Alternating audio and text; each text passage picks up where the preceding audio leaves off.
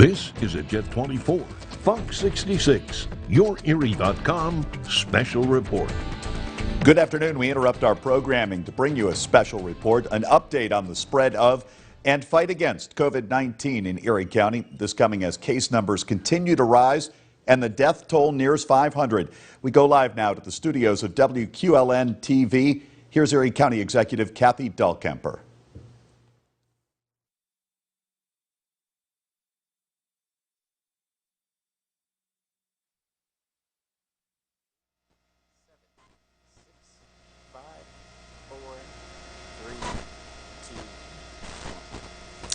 Good afternoon, everyone, and I appreciate you taking some time today to join us as we give you a COVID-19 update from Erie County.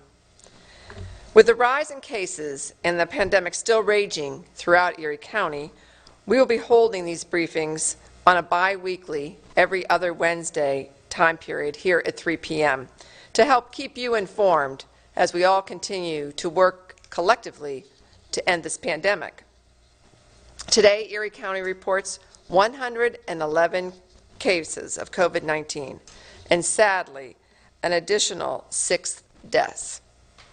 Our total deaths now surpass 500 here in Erie County, 503 to be exact. And these 503 people who do not have the opportunity to make memories with their families, that's 503 people who will not be celebrating the holidays this year with their loved ones. And that's 503 people whose contributions to our community have ceased abruptly and prematurely. And now we have the vaccine that's available. Some deaths could have been prevented. My thoughts and prayers are with those families and with their loved ones, and I ask you all to keep them in your thoughts and prayers. Erie County continues to have a high level of COVID-19 transmission. With this greater rate of spread, we see a correlation in increased hospitalizations and deaths. It's concerning to me to see our case count higher than it was at this time last year, especially because we have so much more knowledge now and we have tools available to us to help prevent the spread of this virus. We know that getting vaccinated and wearing a mask are the two tools that are proven to prevent the spread and serious health complications of COVID-19. With the nature of this virus, and particularly this variant, and the way it's being transmitted, it's important that we not just have concern about our own health, but that we take steps to protect our loved ones, our neighbors, and our fellow community members. We all want to move out of this pandemic soon, and without losing another community member before their time. In order to accomplish this, everyone must step up and do the right thing. Wear a mask when gathered indoors with people who do not live in your home, and most importantly, get vaccinated. We will not find our way out of this pandemic until the majority of our community members are vaccinated. I'm going to now turn it over to Melissa Lyon, the Director of the Erie County Department of Public Health, to give us more information from the Health Department. Melissa? Thank you, County Executive. It's always a pleasure to join you on these conferences. Today's announcements lay heavy on our hearts as we announce the recent deaths. So as you just heard, recently 15 deaths due to COVID-19 were reported. 6 of those deaths were reported today. Please remember that does not mean that their deaths occurred today. They were in the daily report of deaths. However, it is certain that their deaths were recent, likely within the past few days.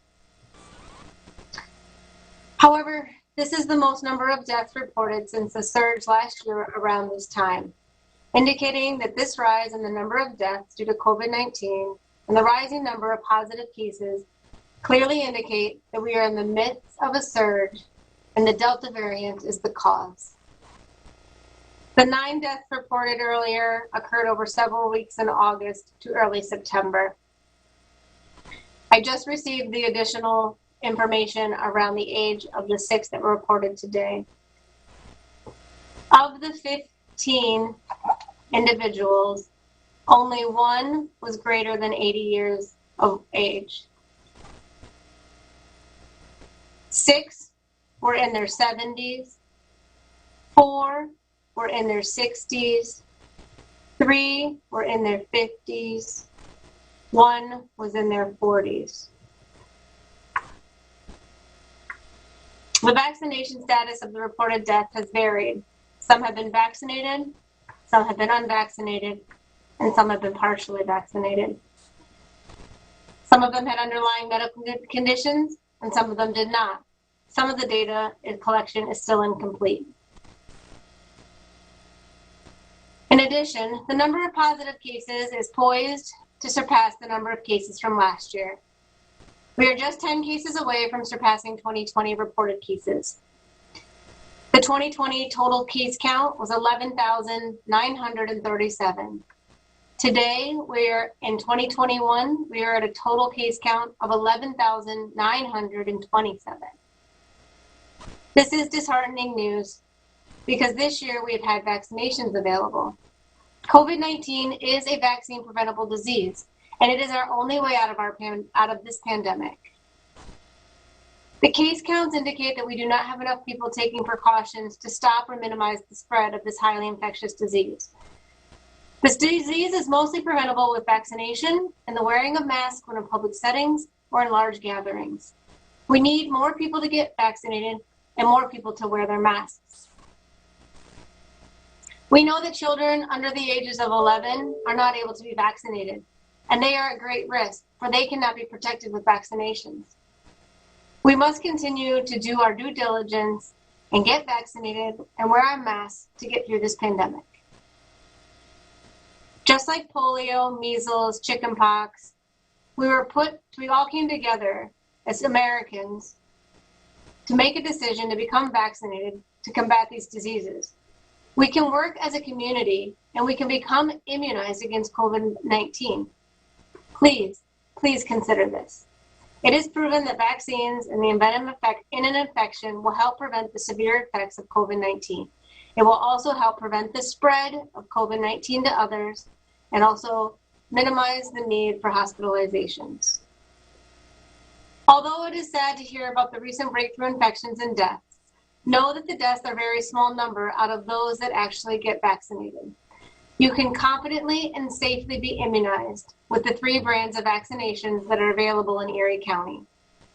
We urge everyone to do your part in overcoming this pandemic. Lastly, getting tested is still very important in order to get appropriate care and prevent the spread of COVID-19 disease. It is important to get tested after being exposed to anyone who has had COVID-19 or if you're experiencing any of the symptoms. You can find the testing sites at our website. So again, I urge you, continue to wear your masks, continue to distance yourself when appropriate. Hand washing is still very important. Disinfect your surfaces and stay in areas that are well ventilated to help stop the spread of COVID-19. Thank you, County Executive, and I turn it back over to you. Thank you, Director Lyon, and a huge thank you to your entire staff who continue to work tirelessly to help protect this community. It's been a little while since we've been on here, so I want to make sure everyone understands that our website, eriecountypa.gov, has many, many resources that you can go to and find out about where you can get testing, where you can get vaccines, what you should do if you've come in contact with somebody who's positive, and many, many other important facts. So please remember eriecountypa.gov.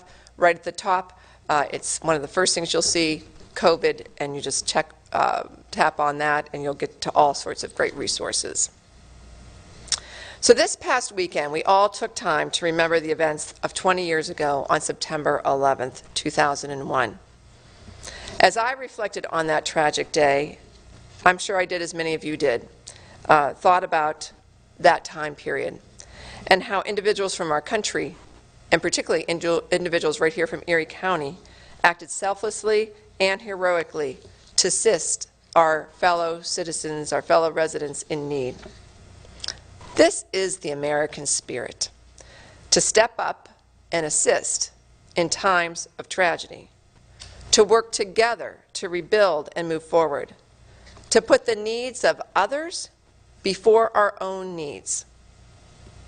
This is indeed a time of tragedy. During this pandemic, we have lost over 664,000 Americans to COVID-19. Let me repeat that number. Over 664,000 Americans have died. The death toll from this disease has surpassed the combat loss of the United States that the United States has had in any single war. There have been many days that the death toll was higher than the loss that we saw on September 11th, 2001. In fact, September 9th of this year, just last week, the United States had 3,231 deaths, where we had, again, just under 3,000 on 9/11. This is a grim reminder that COVID-19 is still very active, and it's still robbing people of life, and it is devastating families and communities across this nation. Therefore, I call upon each and every one of you as Americans, not only Americans, but as residents of Erie County, to act selflessly and assist in overcoming this pandemic by getting the COVID-19 vaccine, by wearing a mask when you are inside any place besides your own home, and by staying home and getting tested if you feel sick at all to make sure you don't have COVID-19 before you are around other people. The COVID-19 vaccine is safe, it is effective, free, and readily available. I also want to remind everyone that flu season is approaching, and there are many worried about the double whammy of COVID and flu. So I encourage everyone to please get a flu shot this year also. Before I turn this over to the media, I do want to take a moment to recognize a local business which is really doing great work in keeping our community safe. Because a lot of what we've been talking about lately is our children as they return to school and activities. The Erie Dance Conservatory, which has a lot of children attending, is requiring masks and limiting the amount of people in their building. They're following strict sanitation guidelines, running 2 different air purifiers, and offering an option for virtual lessons. Best of all, and I really commend this team for this effort, this staff is 100% vaccinated. Erie Dance Conservatory's commitment to safety for their students, their staff, and the community is exemplary, and I thank them for that. And now I'm going to turn it over to the media, and we will start today with Erie Times News. David Bruce, are you with us? Yes, I am, Kathy. Thank you. You addressed this in your opening remarks, but I do want to ask you a little bit more about this unwelcome milestone, as we put it, for 500 deaths. Is frustration your main emotion on this?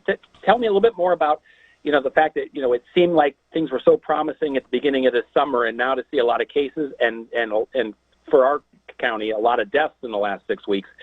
What are your feelings about it as we surpass 500 deaths? I am feeling very, very frustrated. Last year, we had many of our deaths occurring in nursing homes with people who already were extremely compromised in their health. And how unfortunate that was. These people lived in settings where, long-term care facilities, congregate settings where it's much more difficult to separate, and we didn't have vaccine available. Now that we have vaccine available, many of our seniors, 70s and 80s, are vaccinated. We have very high percentages in those categories. But the younger people are not getting vaccinated at levels that are going to keep them, the family, and this community safe.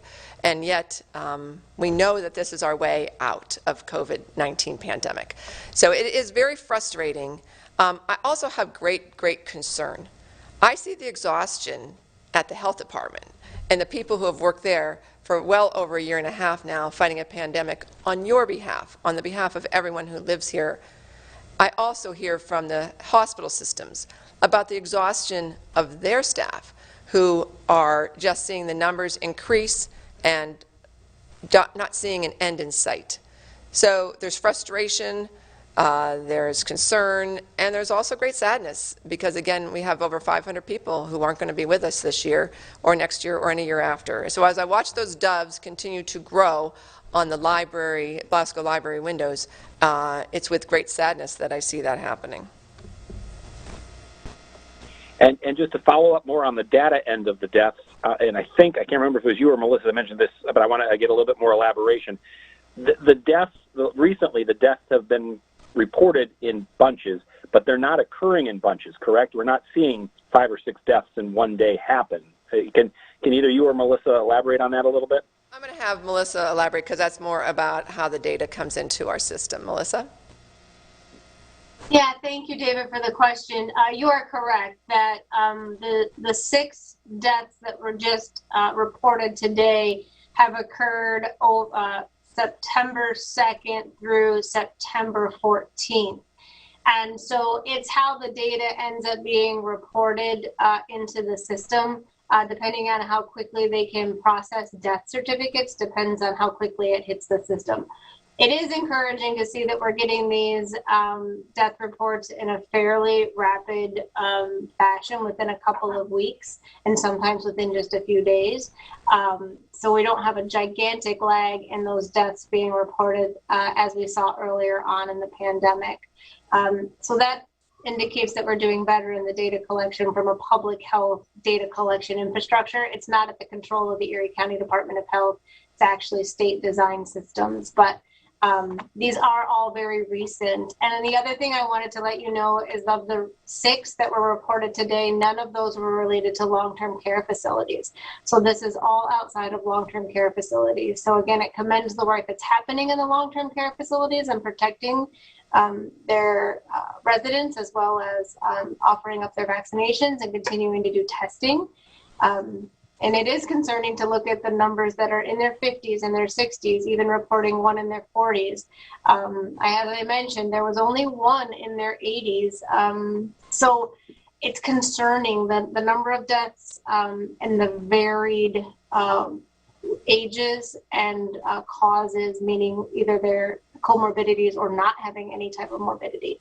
So thank you for asking the question and allowing me to provide more detail. Thank you. Thank you, David. Well, we'll turn to Erie News now. Good afternoon. A question for you, County Executive. What more will the county do? What more are you planning to do to try to stop the spread of this virus? There was a vaccination clinic today at the Bethany Outreach Center. Nobody came. What more can the county do? How do you get to a point of going beyond encouraging vaccinations and actually getting needles in arms? Well, you did mention our mobile clinic, and it was out, I think maybe yesterday, I'm not sure. Anyway, the last time it was out, I think it was yesterday at the Sisters St. Joseph Farmers Market, and I think we had 7 people come. They'll be out at the Albion Fair this weekend. They were at the Waterford Fair. So we are doing our best to try to make it extremely accessible to people to get their vaccine, but it is a challenge. There is now mandates looking like they're going to come down from the federal government. Businesses over 100 employees, for example, the military and others. In county government, we haven't mandated it yet, but we are looking at that. We have given an incentive, and I'm proud and happy to say that we have 75% of our employees at this point vaccinated that we know of, and we're going to continue to do whatever we can to encourage people who work for us to get vaccinated. I think what we need is other entities to follow suit. I loved hearing that the Dance Conservancy had 100% vaccinated. We need business leaders to step up because it's the economy that's going to continue to suffer, as well as people's health and lives, if we don't get this pandemic under control. So if we want to get back to a normal economy where people can really make money in their business, we need to get people vaccinated. So we really need our businesses to step up and encourage their employees and maybe take some other action if they feel strong enough about that. But we need each and every citizen to realize that you are part of this solution. So we're going to keep beating this drum, and hopefully people will finally say enough and they will get the vaccine. Let me follow up on that. You'd mentioned the possibility of a mandate among county workers. How far have those discussions reached, and why have you held off? Why not pull the trigger on mandating vaccinations among county employees and being that example for other businesses? Well, again, there's a lot to this. It's not that simple to just pull the switch on that. So we are looking at it. We are in our early stages. We're looking at if we offered, vaccine, or if not vaccine, you would test on a weekly basis. We have to figure out the logistics around that. We have to figure the cost to the taxpayers around that. So the vaccine's free, but the testing is not. So we would have to figure out how we would pay for that, how we would make sure that it gets done with employees in multiple locations. So, we're looking at all of that. We're having discussions. We'll have to have discussions with our unions if we go down that route. So a lot to be looked at, but it is something that we are strongly looking at and considering. Thank you. Thanks. Talk Erie. Joel. Thank you, County Executive. I have a question for Melissa Lyon. Melissa, asking about children, do we know how many children have been hospitalized maybe since the beginning of school starting? Joel, I appreciate that question. I don't know the number that have been hospitalized since school started. What I am able to report to you is that there have been hospitalizations, and a lot of what I've been being reported, and it's just been in conversation with the health systems, is they've treated pediatrics in their emergency departments, but also have released them. So they've been discharged out of the emergency. They've had low numbers of admissions, maybe 1 or 2. But the thing that's most concerning is when we see a pediatric patient come in and we see that they are in need of critical care, they are transferred quickly to hospitals that specialize in pediatric care. So you can see them being transferred to Pittsburgh, Cleveland, in some cases, Children's in Buffalo. So with that being said, our hospitalization rates around children will maybe not be as accurate as what we're seeing in the community, because we are acting quickly, which is the appropriate thing to do to make sure pediatric patients have the best care as quickly as possible so that their recovery and survival rate is optimal. So I say that because I want to really preface that this will be a little bit more difficult for reporting. However, I know internally we're working with a weekly report on what that looks like that will be coming out of the county executive's office. So I hope that helps. And I do believe that there were 2 of those pediatric transfers that were in critical care requiring additional ventilation for their condition. Thank you. Quick follow-up, are we seeing any indication that in-person schooling is creating a spreading event, or are most children getting COVID from adults outside of school? I can't tell you that I have a strong epi-link one way or the other on this, Joel. I would say that you're seeing a combination of things. However, with having universal masking of the students, staff, faculty at any of the school events and on school property, we're creating the safest environment possible for students to continue in-person learning. So the overall answer is the transmission would be happening in areas where universal masking is not in compliance, which typically is taking place outside of those school environments. It's been a lot to manage, to be honest. I'm sure I speak for the pandemic coordinators in the school districts that are navigating this to keep schools open for in-person learning. It's absolutely our priority and goal, because we know how important it is for students to be in that environment, physically, mentally, as well for their learning. So we're going to continue to do everything we can, partner with those school districts, communicate with those superintendents, help the pandemic coordinators to navigate this to keep in-person learning as intact as possible. Thank you for that follow-up question. Thank you. Jet TV. Hi, thank you. Do have a question here. Wanted to know, out of more than the 500 now deaths in Erie County, do we know the percentage or how many of those COVID-19 deaths are of the unvaccinated? I'm going to let Director Lyon answer that. Yeah, thank you for the question. Really appreciate it. So to do an overall vaccinated versus unvaccinated of the total deaths would be a bit inappropriate at this stage of the game, just because we have a number of deaths that occurred before vaccines were available. So I've inquired from the data support team that we have, can we figure that out for the 2021 deaths in assuming that vaccines were available in January 2021, and we'll be able to report that out. I don't have it right now, and so I apologize for that, but please stay tuned as we pull that together. Thank you. Okay, thank you so much for that. One more question.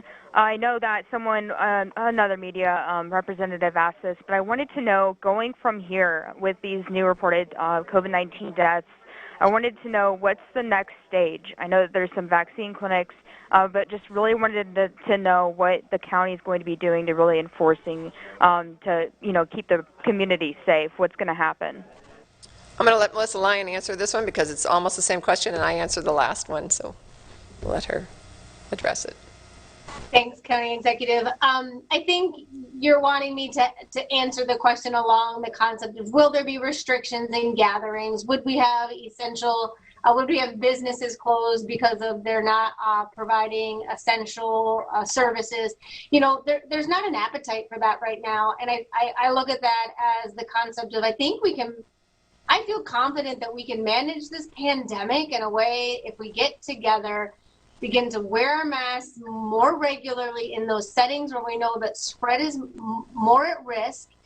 So larger gatherings with people that we don't know in our household, when we're in public settings, and then really just continuing to push the message and have the conversations and the importance of vaccine. That's the strategy right now. I'm not looking at all interested in putting these additional restrictions in place. There's just not an appetite for it, and it's not good for the economy. It's not good for mental health. So how do we balance that? It's new for us in public health. We've never done this in the time that I've been a public health practitioner. So learning and balancing it in a way that gets us through it is what we're challenged with every day. And I know it wasn't a black or white answer. It's just where I sit today, the best way I could answer it. So thank you. You did great, and I appreciate all of you. Thank you so much. Thank you. We're going to go back to Erie Times News to David. Yes, thank you, Kathy. Kind of follow up on the comments that were made earlier about the lack of deaths among the residents of long-term care facilities. What has the county seen as far as cases in recent weeks at local nursing homes? Are we seeing quite a bit? And what is the latest information you have on staff vaccination rates at these facilities? Okay, I know the health department has gotten some of that data, so I'm going to turn this over to Director Lyon. Yeah, thanks for the question, David. I know that we have a couple of long-term care facilities that we would indicate have outbreaks. And outbreaks, if you remember, or for those that are just tuning in, outbreaks are related to facilities, where clusters are typically related to events or activities. So there are a couple of long-term care facilities that have outbreaks. Keep in mind, outbreaks as well are 2 or more cases in long-term care facilities. So it can be a small number. So when I say outbreak, I don't want people to be panicked thinking that there's, 10s, 20s, or 30s of cases. It could be a small number. Though they have a lot of resources and are being well managed. As far as the vaccination rates of staff in those long-term care facilities, I've not put my eyeballs on that data in a couple of weeks, so I can't speak to that very articulate today. So I apologize for that, David. Maybe we can follow up at another time. And just to follow up more in general about it, you said there are some outbreaks, and they could be as few as 2 cases per facility. Do you have any kind of ballpark on how many facilities right now have outbreaks? Are we talking about a couple? Are we talking about several? I don't, David, and I'll be honest. So when we have our daily, we have operation calls Monday, Wednesdays, and Fridays, and that's where that information is reported out to the management level. And since we didn't list out like 6 names of long-term care facilities, I'm going to say that there's probably just a couple, to be honest, because it didn't elevate itself to further discussion that would be of concern. I hope that explains how we get that data to the leadership teams. All right. Thank you. You're welcome. We'll go back to Ethan at Erie News Now. Question for Director Lyon. Director, as we look at breakthrough cases, do you have any data on those in terms of, in recent weeks, a rough percentage of the number of cases that we've seen reported that have been breakthrough cases, and likewise hospitalizations? Because it's one thing to get COVID, it's another thing to end up in the hospital. Do we have any rough percentages on breakthrough cases that ended up being hospitalized? Thanks for the question, Ethan. And I feel like I maybe have been away from these press conferences too long. I didn't come prepared with that type of data in front of me, and that's my mistake. I'll be sure to have more of that available at our next press conferences, or we'll be able to put out a memo in a press release giving that data. I'll be honest. As I've looked at breakthrough cases, the rate per 100,000 was nearing what we call 200 per 100,000 vaccinated. So it's a rate. And I want to be able to present the data in a way that is appropriate for understanding what this means for those that are vaccinated or unvaccinated. I'm really trying to be cautious of not putting out the information in a way that it can be, frankly, stated that vaccines aren't working, because we know that they are. So we're working on our internal language around that, and I'll be sure to put this on our priority to be ready to release it soon. Thank you. Alrighty, let's go with this then. Weather getting colder, obviously in this climate that means people heading inside. Where's your level of concern as people are now going to be inside congregating more? I'm quite concerned about the weather changing and people congregating indoors. As we talked last year at this time, we did not see this type of reporting until after October, because I remember us talking about Halloween and whether trick-or-treating could be done safely, if you remember some of those conversations, and I was confident that it could be. But shortly thereafter, the numbers began to exponentially increase. We're 1 month earlier than that. And so I have a lot of concern as individuals are going to be gathering indoors. So again, we'll have to wait and see how impacting this is going to be on our case counts. Thank you. Thanks. We'll go back to Talk Erie to Joel. Thank you, County Executive. One more question for Director Lyon.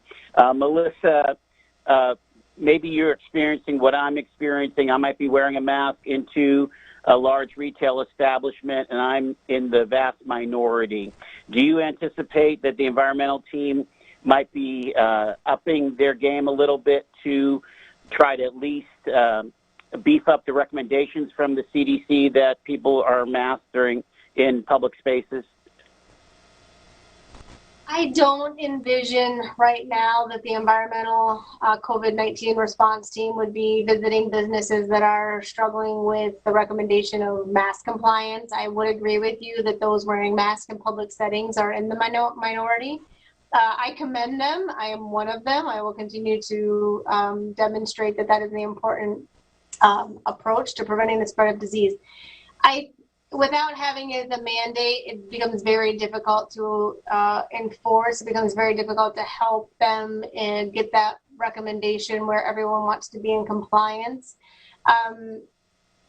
So it's going to be difficult. It's going to take all of us saying that we're seeing that this is really, truly a tragic disease that we're facing. We're going to surpass the 2020 cases. We thought it was bad in 2020. We're going to see more cases in 2021. I'm not sure what it's going to take, but we need to move in that direction. And this press conference is to ask people to do the simple thing, and let's wear your mask when you're in your public setting. Let's wear your mask when you're gathering. If you're unvaccinated or vaccinated, I have not talked about the status of your vaccination. Wearing your mask is going to help prevent the spread. Not sure what it's going to take, but the message isn't going to change. So thank you for that, Joel, and I appreciate the question. Thank you. And we'll go back to Jet TV. Oh, I have no further questions, so thank you for your time. Thank you. David Bruce, do you have a last question? Sure thing, Kathy. I talked to hospital folks a couple days ago, but what's the latest that you or Melissa have heard about how the hospitals are handling this surge in hospitalized patients? How are their ICUs in terms of percentage filled? What have you been hearing from the folks, especially at Vincent and Hammett, that see a majority of the patients? Well, I will give you just anecdotal, and I'll let Melissa talk a little bit more specific because she does have regular meetings with our leadership from our hospitals. But I can just say what I have been hearing is that, again, as I mentioned, the staff is frustrated. The staff is feeling overwhelmed again, and the staff is very, very concerned about the future weeks ahead.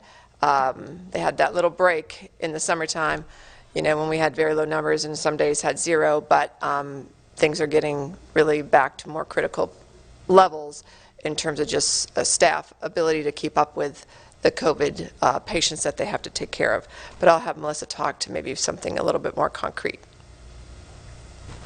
Thanks, County Executive. I don't have more concrete other than I'm hearing that they're still in the business of being able to treat patients. They're able to manage the cases that are coming into their hospitals, but it's concerning because they call them spikes or surges, or it's the highest number of inpatients they've had since the last surge, and this is always concerning.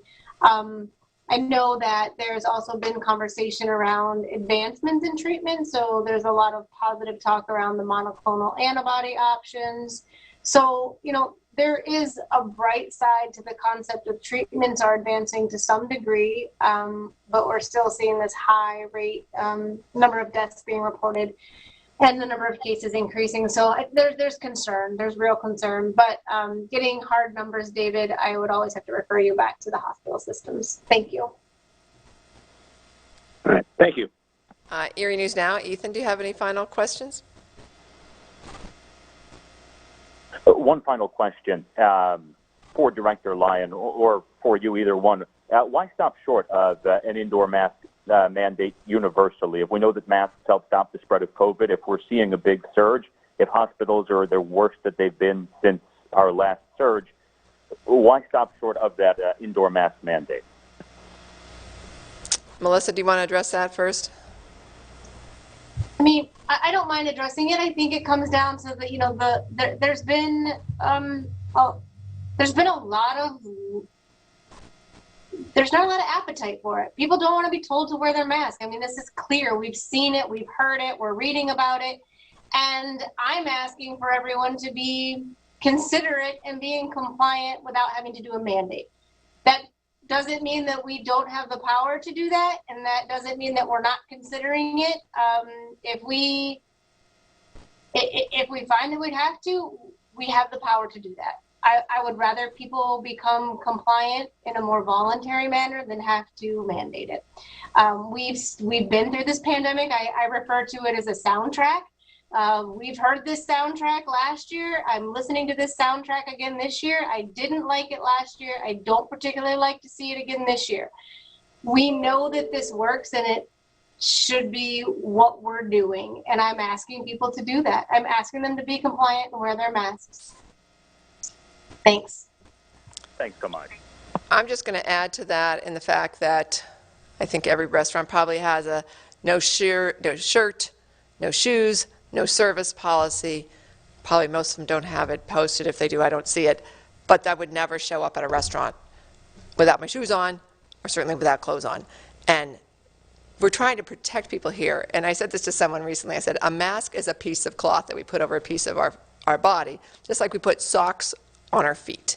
And so it is fairly simple, and it's not something we have done typically, but if we can think of it in that maybe more simplified terms, it's not forever either.